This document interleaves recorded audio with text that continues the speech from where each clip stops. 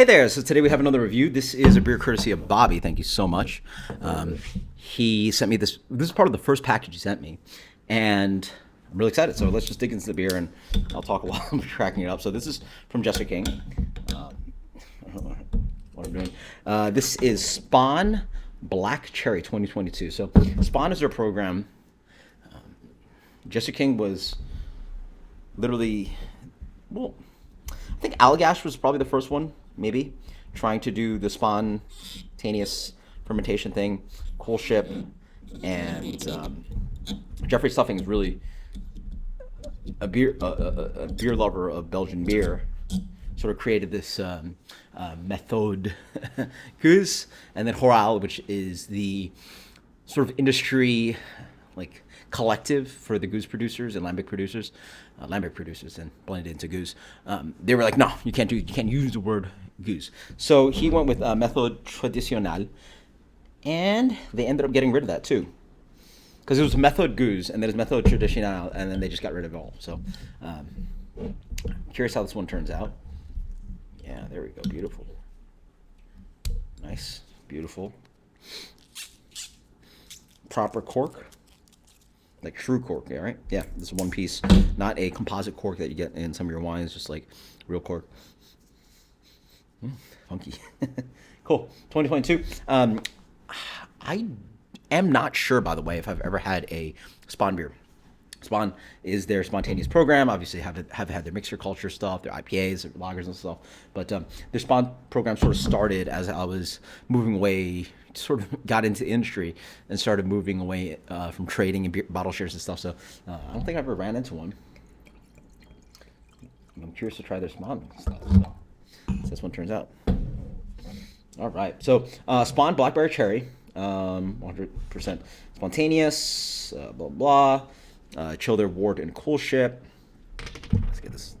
By the way, you guys tell me about the setup. It's obviously different from the last one, and this might be where it stays. Hopefully, it's better. I'm gonna build this up ideally, like and all this other stuff and stuff behind me. Blended, fruited. Yeah, 4.6%. Oh, okay, tiny beer, huh? Yeah, blended in 2022. So we're almost a year and a half in. Yeah. Oh, sorry, 2.5 years in. Beer comes in a wonderful. All right, so I just realized, like, logistically, my right hand's what I use, but we're still working on the setup. This is my first review on that one. So beer comes in a really wonderful kind of like a reddish maroon color, lightly maroon, sort of like a beautiful reddish ruby. Yeah, ruby's probably a better descriptor. And it can smell it from a mile away. Yeah, it smells awesome.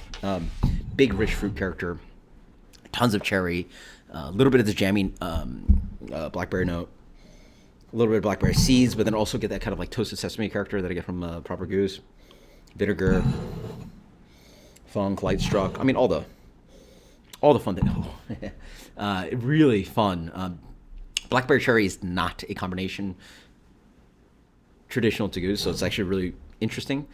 I will say I just had the Sang Bleu from Red Light. So Red Light is a brewery in Orlando proper, and they are just super underrated. They're not doing their hazy hype thing. They're doing Kolsch and Calabia and Franconian Calabia and Cask Ale and old school. You know, I have to do a whole video about these guys, but they're absolutely cool.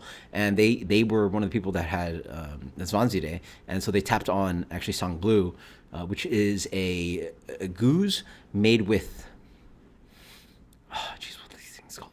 It's a Belgian berry. It's not a berry that I've ever eaten, and most people probably haven't eaten this berry. But Jean Villeroy said it's closest to like Le Pepe Creek. So they were just like, you know, what a compliment to you know, one of the greatest beers I've ever had. You know, Le Pepe Creek, which is Le Pepe, if you don't know, is sort of the fancy.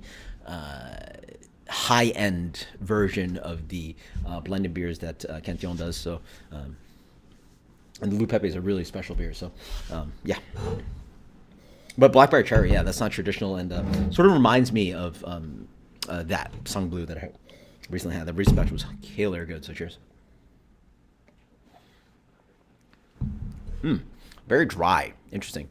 So, maybe the bottle has taken some time. The fruit has sort of stepped back a bit. A very dry beer for sure. Not as jammy as Sun Blue. Definitely a solid amount of acetic in here, and then also quite oaky. Noticeable kind of drying tannins in here. Wonderful balanced acidities, despite being like medium plus a full tart, full acid. Nice kind of funkiness in the middle. I sort of get a little bit of this kind of toasted sesame thing, barnyard funk, dried hay. Yeah, really nice, really nice. Wow, just good Gueuze. I mean, just good fruited Gueuze, right? So in general, I would say it just tastes a little tight. Like the palate doesn't seem to have. It's a little bit narrow, and in wine you just aerate the wine, but in beer the beer just tastes like the beer, right? So, interesting. Really nice though. Yeah, I really like the amount of acid this beer has. Definitely not overly acetic, but not as lactic as maybe I'd like it to have that little bit more rounded character and long flavor. The complexity of the funk is also slightly light, but yeah, again, this is in range. I mean, like, again, full blind me, like, I'm not a lambic slash Gueuze expert, and I would just say, yeah, which Belgian Gueuze did you give me, right? Like, fruit wise, it's actually pretty tame on fruit. So I don't know about you guys, but if you've had it fresher, I imagine I would go there. The aromatics have it, but it seems a little tight on the palate on it. Now on the palate, it's a little less cherry and more kind of just like blackberry skin and blackberry seed. That's mostly the fruit I'm getting, not really much cherry flavor. And again, you tend to get a little bit more complexity of this kind of jammy fruit character. Not definitely as intense as some American brewers do to mixed fermentation fruited ales, but a little tight on the fruit, and that sort of like fits with what Belgium does. The Gueuze blenders and lambic producers, they just don't seem to fruit it as heavy and go as jammy as American brewers do. But yeah, it's really tasty. That's absolutely fantastic. I'm gonna go with 95. It's a really good beer. I mean, nothing too crazy, but a 95 is a great rating, right there with on the cusp with something super world class. But that's really good. SPON Black Cherry. Post comments below. Thank you so much, Bobby. That is awesome.